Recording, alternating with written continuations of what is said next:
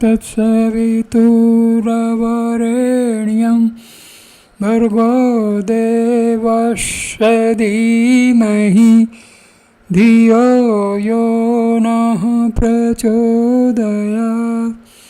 ओम शांति शांति शांति। नमस्ते मेरे प्यारे दोस्तों, इस वीडियो में मैं भगवान श्री सत्य साई द्वारा भगवान क्या है, उनकी क्या शक्तियाँ हैं और भगवान को हम किस तरह से जान पहचान सकते हैं, ये उन्होंने बहुत ही सरल तरीके से अपने प्रवचन में समझाया है। आइए देखें उन्होंने किस प्रकार इस पहेली को सुलझाने का प्रयत्न किया है। प्रेम के अवतार सत्य साई बाबा द्वारा प्रवचन। किसी को सुख समृद्धि शिक्षा और उच्च पद की चाह क्यों होनी चाहिए? अगर आपके पास दयालु हृदय, शांति और खुशी है तो यह काफ़ी है। आज मानवता को बस इसी की ज़रूरत है। प्रेम के मूर्त रूप। आज वैज्ञानिक दुनिया में तरह तरह के सिद्धांत प्रचारित कर रहे हैं। अध्यात्मवादी भी तरह तरह से ईश्वरत्व का प्रचार कर रहे हैं। हालांकि मानव जाति यह नहीं समझ पा रही है कि वैज्ञानिक और अध्यात्मवादी क्या कह रहे हैं। अंततः हम यह निष्कर्ष निकाल सकते हैं कि दुनिया अणुओं और परमाणुओं से बनी है। परमाणुओं के बिना कोई दुनिया नहीं हो सकती।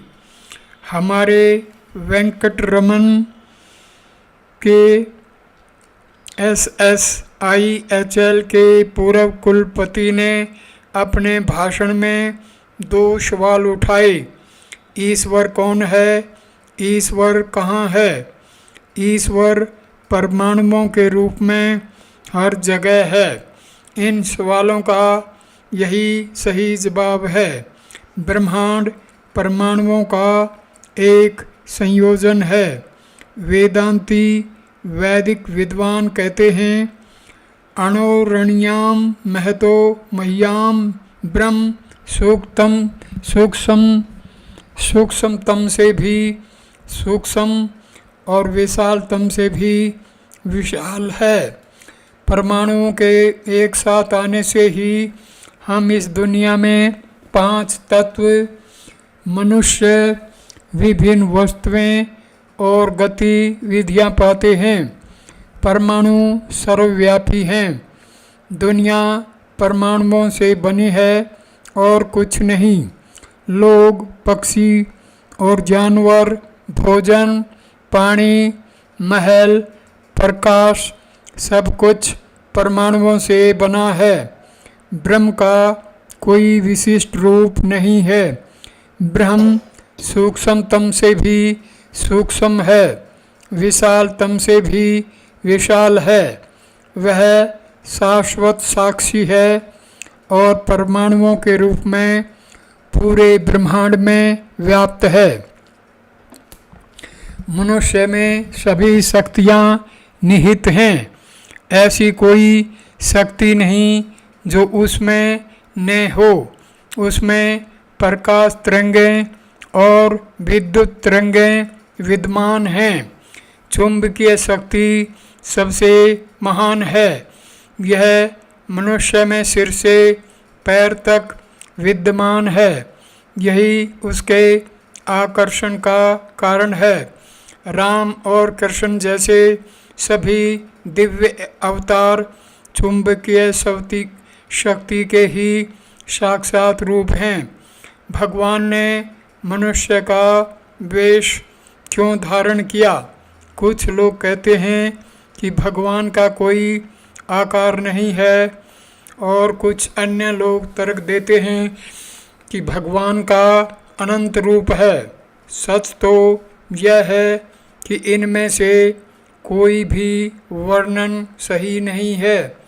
प्रत्येक अणु का एक रूप होता है। इसी प्रकार भगवान का भी एक रूप है। वे वही रूप धारण करते हैं जो उनके भक्त उन्हें बताते हैं। वे उसी रूप में प्रकट होते हैं जिसकी उनके भक्त पूजा करते हैं, आराधना करते हैं और जिसका ध्यान करते हैं। ध्वनि का कोई रूप नहीं होता, लेकिन ध्वनि उत्पन्न करने वाली वस्तु का एक रूप होता है। इसी तरह आनंद का कोई रूप नहीं होता, लेकिन उसे अनुभव करने वाले का एक रूप होता है। सुगंध का कोई रूप नहीं होता, लेकिन सुगंध बिखेरने वाले फूल का एक रूप होता है। प्रेम का कोई रूप नहीं होता, लेकिन प्रेम प्रदान करने वाली माँ का एक रूप होता है। पानी का कोई रूप नहीं होता, लेकिन बर्तन का एक रूप होता है। पानी बर्तन का रूप ले लेता है। इसी तरह ईश्वर का कोई रूप नहीं है, लेकिन देवता को प्रकट करने वाले परमाणु का एक रूप होता है। यह तर्क देना एक गलती है कि ईश्वर का कोई रूप नहीं है। वास्तव में सभी रूप उसके हैं। वह अनंत और सर्वव्यापी है। परमाणु ही संपूर्ण सृष्टि का मूल आधार है। परमाणु के बिना कुछ भी अस्तित्व में नहीं है। परमाणु से ही संसार बना है। परमाणु में देवत्व निहित है। परमाणु का स्वरूप ही ईश्वर का स्वरूप है। मनुष्य को इस सत्य को पहचानने का प्रयास करना चाहिए। वैज्ञानिकों को यह पहचानने में हजारों वर्षों तक कठोर संघर्ष करना पड़ा कि परमाणु सर्वव्यापी है। हालांकि हजारों वर्ष पहले बालक प्रहलाद ने इस सत्य को पहचाना और घोषित किया। इस बात पर कभी संदेह न करें कि ईश्वर यहाँ है और वहाँ नहीं है। वह सर्वत्र है। जहाँ भी आप उसे खोजेंगे वहाँ आप उसे पाएंगे। लेकिन आज भी वैज्ञानिक इस सत्य को नहीं पहचान पाए हैं। देवत्व विज्ञान से परे है, इसलिए लोग इसे पारलौकिक शक्ति कहते हैं। लोगों ने इसे विभिन्न नाम दिए हैं। नाम अलग अलग हो सकते हैं, लेकिन मूल आधार एक ही है, वह है परमाणु। एक परमाणु की शक्ति अनंत है और सभी में मौजूद है। यदि आप किसी लड़के से पूछें कि चुंबक क्या है, तो वह कहेगा कि इसमें लोहे के बुरादे को खींचने की शक्ति होती है। परंतु यदि यही प्रश्न किसी व्यापारी से पूछें तो वह कहेगा कि पैसा चुंबक है, पति के लिए पत्नी चुंबक है और पत्नी के लिए पति चुंबक है, मधुमक्खी के लिए फूल चुंबक है। इस प्रकार हम देखते हैं कि सृष्टि की प्रत्येक वस्तु में चुंबकीय शक्ति छिपी हुई है। विज्ञान भी इसे नकार नहीं सकता। पुराने समय में राजा चुंबक लगे मुकुट पहनते थे, जिससे लोग उनकी ओर आकर्षित होते थे। इसी प्रकार रानियां भी लोगों को आकर्षित करने के लिए चुंबक लगे आभूषण पहनती थी। ईश्वर भी चुंबकीय शक्ति का साक्षात रूप है। वे महाचुंबक हैं, इसीलिए ईश्वर समस्त सृष्टि को आकर्षित करते हैं। ऐसी दिव्य चुंबकीय शक्ति सभी में विद्यमान है, परंतु मनुष्य अपनी इस छिपी हुई शक्ति को समझने का प्रयास नहीं कर रहा है। भगवान में अनंत आकर्षण शक्ति होती है। राजा जनक के घर में शिव का धनुष था जो बहुत भारी था। मनुष्य के लिए उस धनुष को उठाना संभव नहीं था। एक दिन सीता, जो उस समय बहुत छोटी थी, अपनी सहेलियों के साथ गेंद खेल रही थी। खेलते समय ऐसा हुआ कि गेंद शिव के धनुष के नीचे फंस गई। सभी बच्चों ने उसे उठाने का व्यर्थ प्रयास किया। तब सीता ने बहुत सहजता से अपने बाएं हाथ से गेंद को उठाया और उठा लिया। राजा जनक को जब इस घटना का पता चला तो वे आश्चर्यचकित हो गए। उन्होंने महसूस किया कि सीता कोई साधारण लड़की नहीं थी। उन्होंने उसका विवाह ऐसे व्यक्ति से करने का निर्णय लिया जो शिव के धनुष को तोड़ सके। उन्होंने सोचा कि ऐसा व्यक्ति ही उसके लिए उपयुक्त है, क्योंकि कोई साधारण मनुष्य ऐसा नहीं कर सकता। इस प्रकार निर्णय लेने के बाद उन्होंने कई राजाओं को निमंत्रण भेजा। नियत दिन पर राजा आए और धनुष को उठाने का व्यर्थ प्रयास किया। यहाँ तक कि शक्तिशाली रावण भी धनुष को उठाने के लिए अपने प्रयास में बुरी तरह विफल रहे। ऋषि विश्वामित्र राम और लक्ष्मण को अपने साथ जनक के दरबार में लाए थे। सभी लोग उनके तेजस्वी रूप को देखकर आकर्षित हो गए। किसी की भी नज़र धनुष पर नहीं थी। उनका ध्यान राम और लक्ष्मण पर था। ऋषि विश्वामित्र ने राम की ओर अर्थपूर्ण दृष्टि डाली। राम ने उसका आशय समझ लिया और धीरे धीरे धनुष की ओर बढ़ने लगे। सभी लोग जो वहाँ उपस्थित थे मन ही मन मुस्कुरा रहे थे कि छोटा बालक कैसे वह कार्य कर सकता है जिसे शक्तिशाली रावण भी करने में असफल रहा। सभी को आश्चर्य हुआ जब राम ने अपने बाएं हाथ से बहुत ही सहजता से धनुष उठा लिया। जनक को सीता द्वारा धनुष उठाए जाने की घटना याद आ गई। वे इस भावना से अति प्रसन्न थे कि उन्हें सीता के लिए उपयुक्त वर मिल गया है। इस बीच राम ने धनुष पर प्रत्यंचा चढ़ाने का प्रयास किया। इस प्रक्रिया में वह गर्जनापूर्ण ध्वनि के साथ टूट गया। लोग राम के राजसी रूप और उनके पराक्रम को देखकर आनंदित हो रहे थे।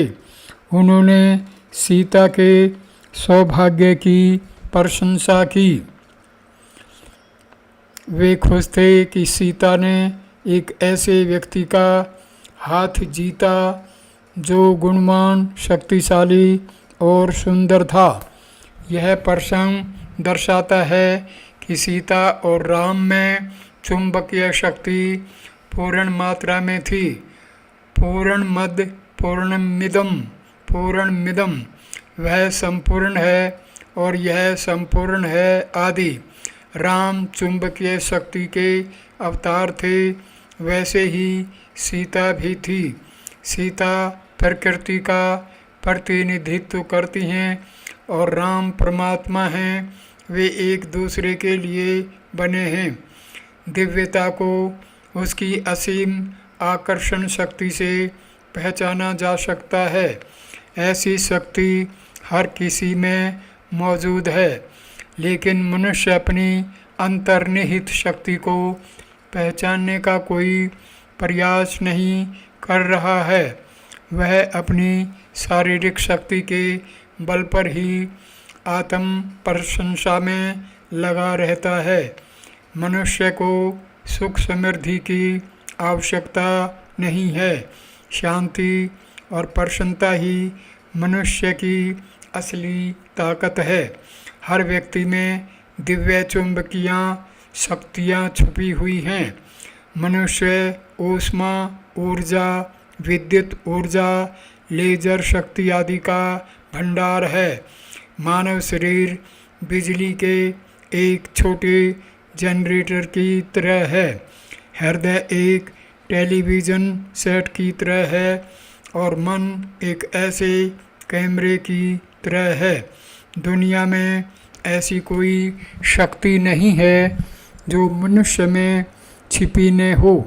यद्यपि सभी शक्तियाँ मनुष्य में छिपी हुई हैं, फिर भी मनुष्य अपनी अज्ञानता के कारण स्वयं को कमज़ोर और तुच्छ समझता है। वह इस अनमोल मानव जीवन का दुरुपयोग करता है और परिणाम स्वरूप कठिनाइयों का सामना करता है। वाली बहुत शक्तिशाली था। वह चुंबकीय शक्ति का अवतार था। उसमें आकर्षण शक्ति इतनी प्रबल थी कि विरोधी उसके साथ आमने सामने युद्ध नहीं कर सकते थे, क्योंकि वह उनकी आधी शक्ति खींच लेता था। इसीलिए राम ने पेड़ के पीछे से बाण चलाकर उसका वध कर दिया। ऐसे सूक्ष्म रहस्यों को समझे बिना लोग तर्क देते हैं कि राम ने पेड़ के पीछे छिपकर वाली को मारकर गलती की। यद्यपि ईश्वर सर्वशक्तिमान है, लेकिन समय, स्थिति और परिस्थितियों के अनुसार वह ऐसा दिखावा करता है जैसे उसकी भी सीमाएं हैं। सच में ईश्वर की कोई सीमाएं नहीं हैं। हालांकि दुनिया की समृद्धि और बड़े पैमाने पर मानवता की भलाई के लिए कभी कभी वह एक साधारण इंसान की तरह दिखावा करता है। ऐसी स्थितियों में लोग उसकी दिव्यता पर संदेह करना शुरू कर देते हैं। वे सवाल करते हैं, यदि साईं बाबा इतने शक्तिशाली हैं तो वे ऐसा या वैसा क्यों नहीं कर सकते थे।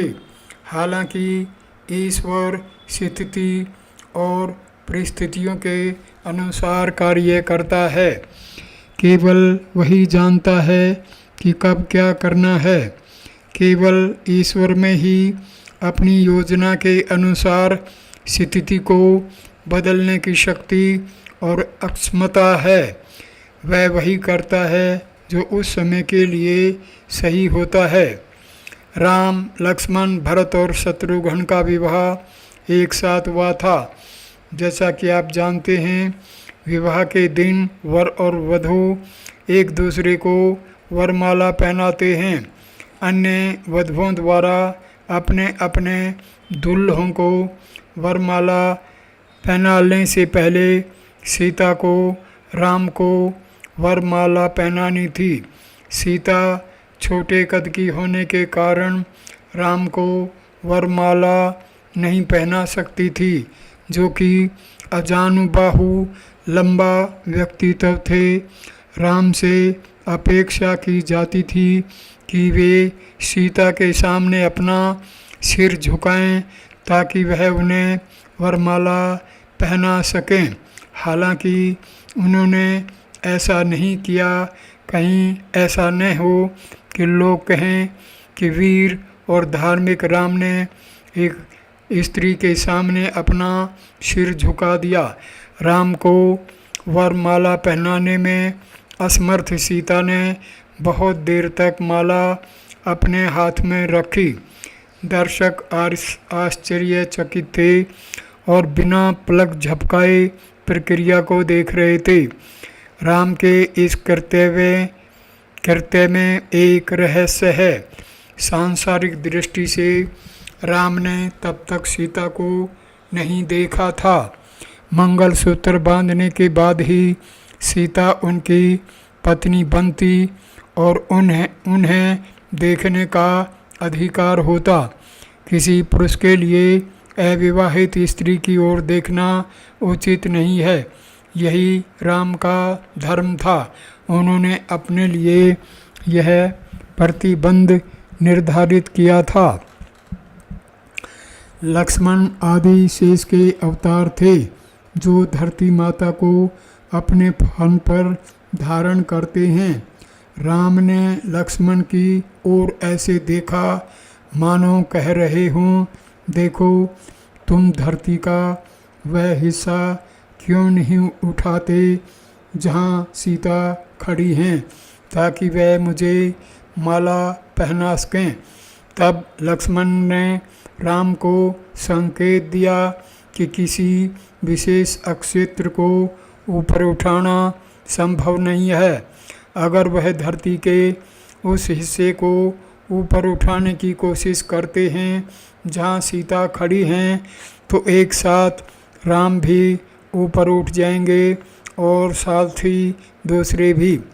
लक्ष्मण बुद्धिमान थे, इसलिए उन्होंने समस्या का समाधान करने की एक तरकीब सोची। अचानक वे राम के पैरों पर गिर पड़े और बहुत देर तक नहीं उठे। तब राम को लक्ष्मण को उठाने के लिए अपना सिर झुकाना पड़ा। सीता ने मौके का फ़ायदा उठाया और बिना समय गंवाए उन्हें माला पहना दी। संत त्यागराज ने राम की स्तुति में निम्नलिखित श्लोक गाया। हे राम, यदि आपकी महान शक्ति न होती तो क्या एक साधारण बंदर समुद्र पार कर सकता था? क्या धन की देवी लक्ष्मी आपकी पत्नी बनती? क्या शक्तिशाली लक्ष्मण आपकी पूजा करते?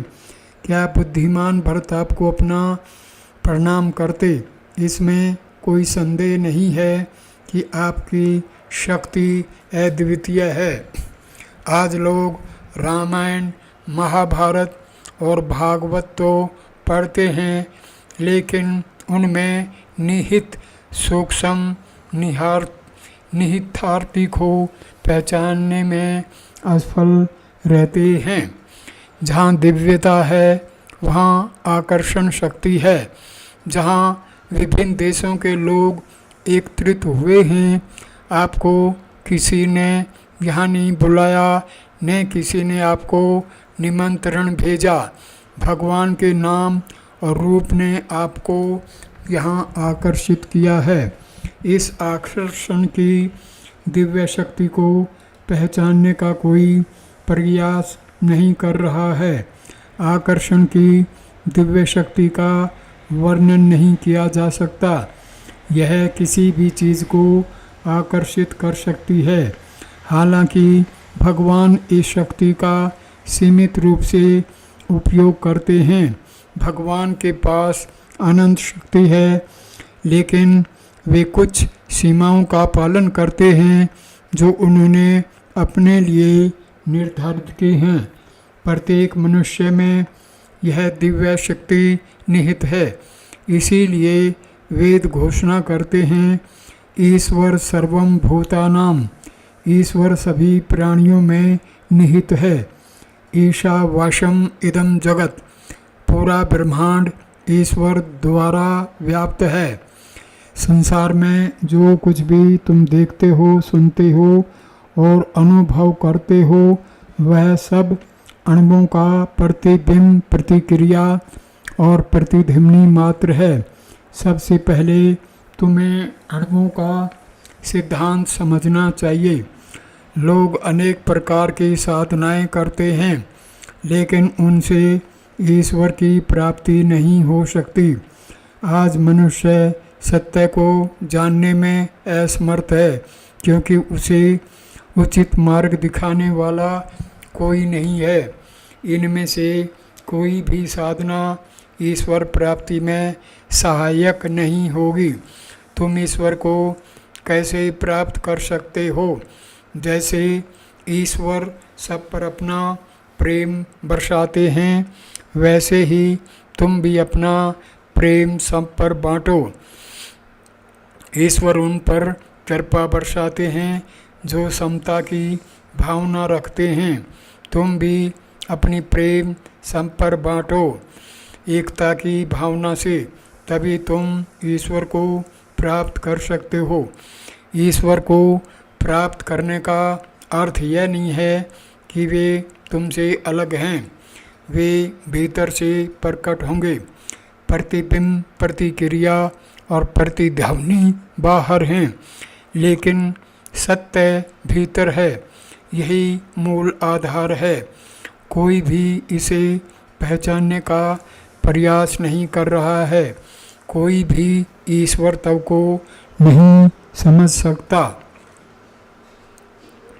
ईश्वर के आदेशानुसार कार्य करो, तब तुम अवश्य ही ईश्वर तत्व को प्राप्त करोगे।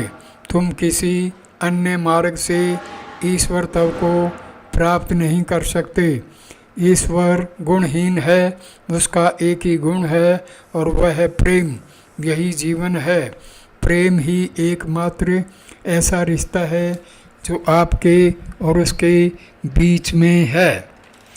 प्रेम के मूर्त रूप ईश्वर तत्व को समझना बहुत कठिन है, लेकिन अगर आप ईश्वर तत्व को समझ गए तो आप दुनिया की हर चीज़ को समझ गए। एक बार जब आप ईश्वर तत्व को समझ गए तो आपको पता चल जाएगा कि इससे सरल कुछ भी नहीं है। यही उपनिषदों की शिक्षा है। एक बार जब आप प्रेम की दृष्टि विकसित कर लेंगे तो आपको हर जगह ईश्वर तब ही मिलेगा। जो इस सूक्ष्म रहस्य को नहीं समझता वह भ्रमित हो जाता है। ईश्वर को केवल प्रेम से ही प्राप्त किया जा सकता है, धन या पद से नहीं। एक बार एक भगत कृष्ण के दर्शन के लिए प्रार्थना कर रहा था। वह विवाहित नहीं था और उसकी कोई सांसारिक इच्छाएं नहीं थी। कृष्ण को पाने के अलावा उसकी कोई इच्छा नहीं थी। उसकी भक्ति से प्रसन्न होकर राधा ने उसे वरदान देने का निश्चय किया। उसके गांव के बहुत पास एक सरोवर था। एक चूड़ी बेचने वाला अपनी प्यास बुझाने के लिए सरोवर पर गया। अचानक सरोवर में से एक हाथ निकला और उसने उससे पूछा क्या वह उसके हाथों में चूड़ियाँ पहनाएगा।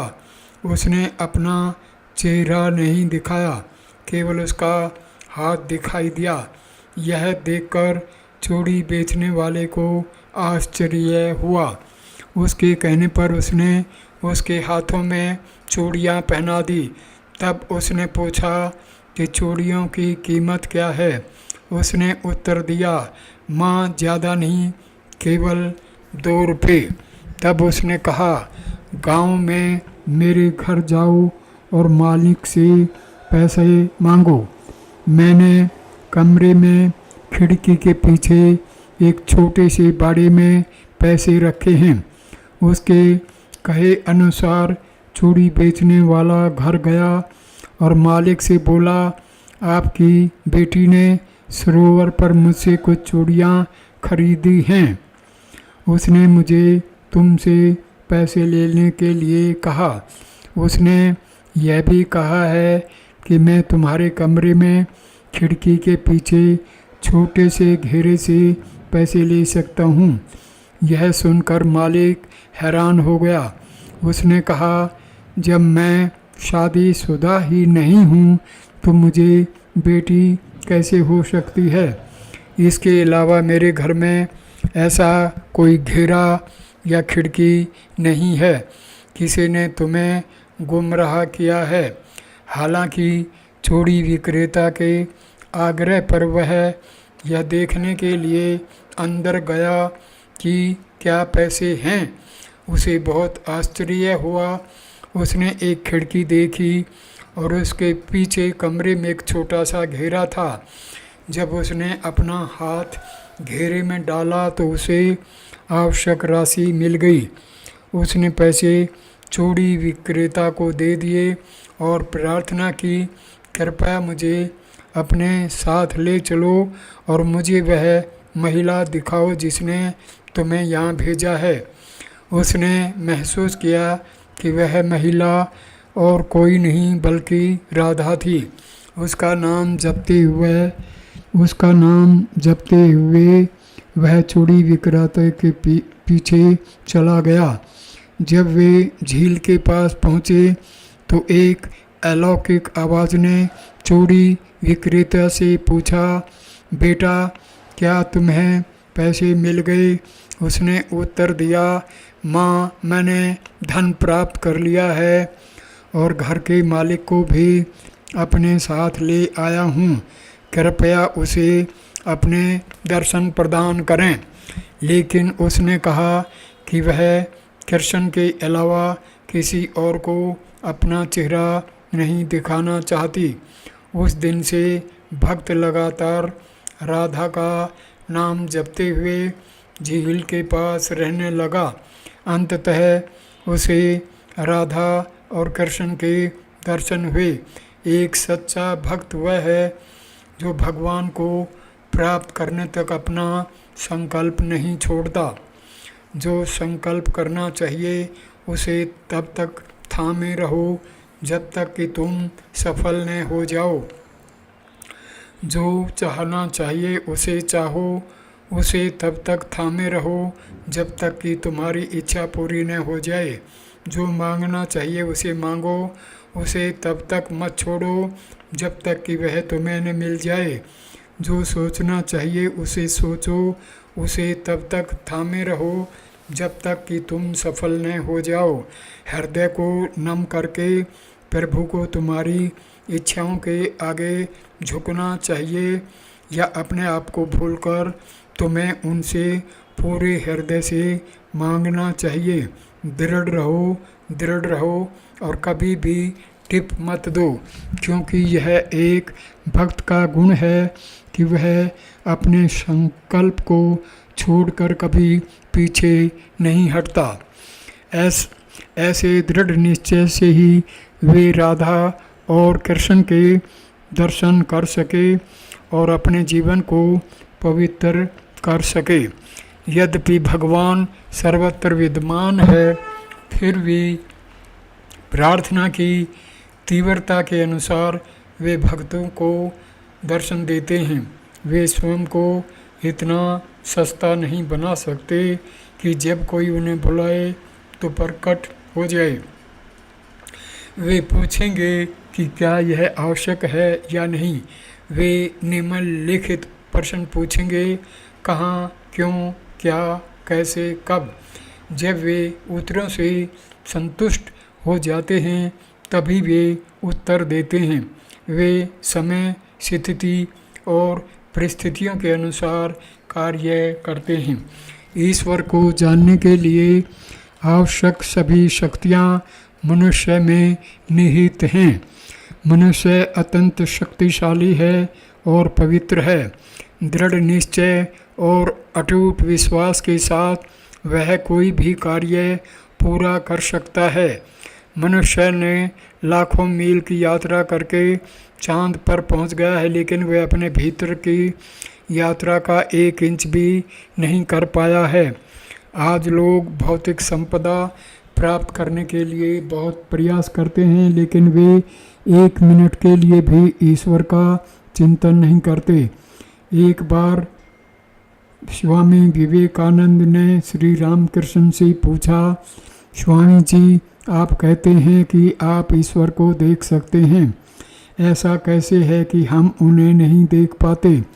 रामकृष्ण ने उन्हें सीधा उत्तर दिया, बेटा, लोग अपनी पत्नी, बच्चों, परिवार और अपनी संपत्ति के लिए रोते हैं, लेकिन वे ईश्वर के लिए एक भी आंसू बहाते हैं। यदि कोई ईश्वर के लिए पूरे दिल से आंसू बहाता है तो ईश्वर अवश्य दर्शन देंगे। ईश्वर को देखने के लिए दृढ़ निश्चय करें। यदि आपकी आस्था अस्थिर है तो आप ईश्वर के दर्शन से वंचित हो जाएंगे। लोग संशय से भरे हुए हैं। शरीर के प्रति आसक्ति से संशय उत्पन्न होता है। जब तक शरीर के प्रति आसक्ति है तब तक ईश्वर के प्रति आसक्ति उत्पन्न नहीं होगी। संदेह करने वालों के सामने ईश्वर प्रकट नहीं होते। इसलिए आपको यह सुनिश्चित करना चाहिए कि आप किसी भी परिस्थिति में संदेह को उत्पन्न न होने दें। यही एकमात्र साधना है जो आपको करनी है। इस साधना से भगवान आपके हृदय में प्रकट होते हैं। आज वैज्ञानिक वेंकटरामन ने भी बात की। वे अणुशोध के विशेषज्ञ हैं। उन्होंने सांसारिक ख्याति बहुत प्राप्त की है। वे सीवी रामन के प्रत्यक्ष शिष्य रहे हैं। ऐसे लोग सामान्यतः केवल भौतिक कार्यों में ही लिप्त रहते हैं। वे संन्यास ले चुके हैं। उनकी पत्नी का निधन हो चुका है। वे अनेक सांसारिक कष्टों से गुजर चुके हैं। फिर भी उनका दृढ़ निश्चय है, चाहे कुछ भी हो जाए वे स्वामी की संगति नहीं छोड़ेंगे। सौभाग्य से मुझे भगवान की संगति मिली है। मैं इस अवसर को कभी नहीं छोड़ूंगा। मैंने स्वयं को भगवान साईं के चरणों में समर्पित कर दिया है, इसलिए मैं इसे कभी नहीं छोड़ूंगा। ऐसा उनका दृढ़ निश्चय है। यही सच्चा थाप है। वे यही हैं और वे सेवा करते रहते हैं। सेवा में ही सब कुछ निहित है। न तो तपस्या से, न तीर्थ यात्रा से, न शास्त्रों के अध्ययन से और न ही जब से कोई भवसागर पार कर सकता है। केवल पुण्य आत्माओं की सेवाओं से ही प्राप्त किया जा सकता है। भगवान के दर्शन, संपर्क और वार्तालाप के बिना दृढ़ जीवन का क्या लाभ। ऐसा जीवन जड़ पत्थर के जीवन से भिन्न नहीं है। जब मैं उपस्थित होता हूँ तो कुत्ते भी मुझे देखते हैं। क्या उन्हें देखते ही मुक्ति मिल जाती है? केवल देखना ही पर्याप्त नहीं है। आपको रूप को उसकी दिव्यता के साथ देखना चाहिए। केवल स्पर्श ही पर्याप्त नहीं है। व्यक्ति को दिव्य भावना से स्पर्श करना चाहिए। दिव्य स्पंदन सीधे हृदय से निकलना चाहिए। भगवान प्रत्येक व्यक्ति द्वारा कल्पित रूप में स्वयं को प्रकट करते हैं। जो रूप भक्त को पसंद होता है वे उसी रूप में प्रकट होते हैं। सभी रूप भगवान के हैं। निराकार भगवान भक्तों के लिए अनेक रूप धारण करते हैं। सबसे पहले व्यक्ति को दिव्यता के सिद्धांत को पहचानना चाहिए। इसके लिए कई सूक्ष्म तरीके हैं। मैं कल उन पर बात करूंगा। इसी पॉइंट पर मैं इस वीडियो को विराम देता हूँ। वीडियो देखने के लिए धन्यवाद मेरे दोस्तों। नमस्ते, नमस्कार।